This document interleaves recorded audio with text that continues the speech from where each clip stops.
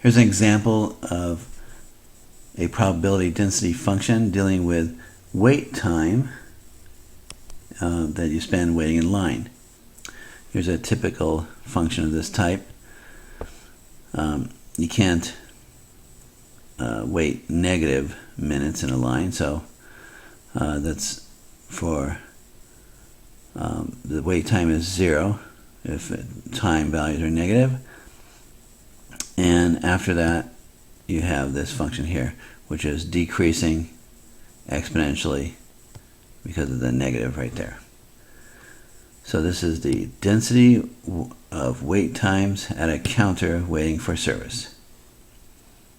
So here's the graph of the function, the f of t over here, and it does a decay. And first thing we're going to do is verify that this is a proper probability density function. So first thing is all the values of the function have to be greater than or equal to 0, which you can tell from the graph that they are.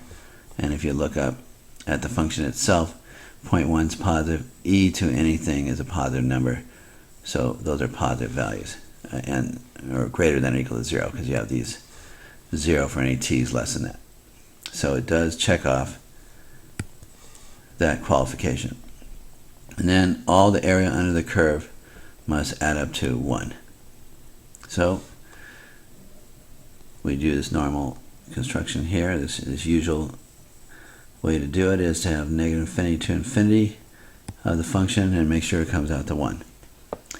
Since it was 0 all the way up to time equals 0, then we just have to start at 0.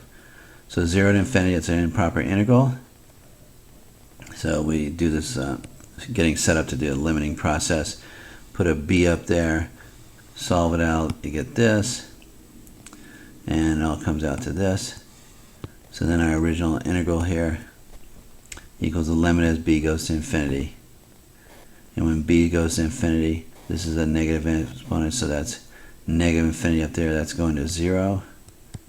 So 0 plus 1 is 1. So it works. So now with this example, find the probability you will be in line less than 5 minutes using that density function we were given. So the probability, that's the p, probability that t, the wait time, is in between 0 and 5. See, this says less than 5, so I have a less than here. But then up here in the integral, I put equal to 5. That's because f is continuous and it assumes values all the way up to 5.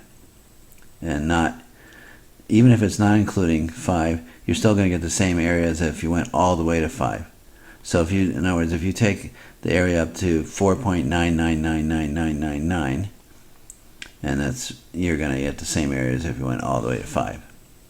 So we evaluate at 5, do the integral, work it all out, and you get 0.3935. That means there's a 39.35% chance of having a wait time less than 5 minutes. In other words, 39% of the people will wait in that line less than 5 minutes before getting served. Okay, here's another question related to that. What is the percentage of people that will wait more than 6 minutes? So again, here's your probability notation, and it's the chance that the wait time t will be greater than 6 minutes. And then when we're doing the integral, we're doing the area from 6 to infinity, again because we have a continuous function and its function values go all the way for t is going all the way to 6. So we just start at 6 because there's no probability right at a single digit value, only over a range. So there's no value area right at 6 anyway. It has to be 6 to somewhere else. So 6 to infinity, and we do that same limiting process because it's an improper integral. Work it all out, continue working, limit it out, and this time you get 0.5488.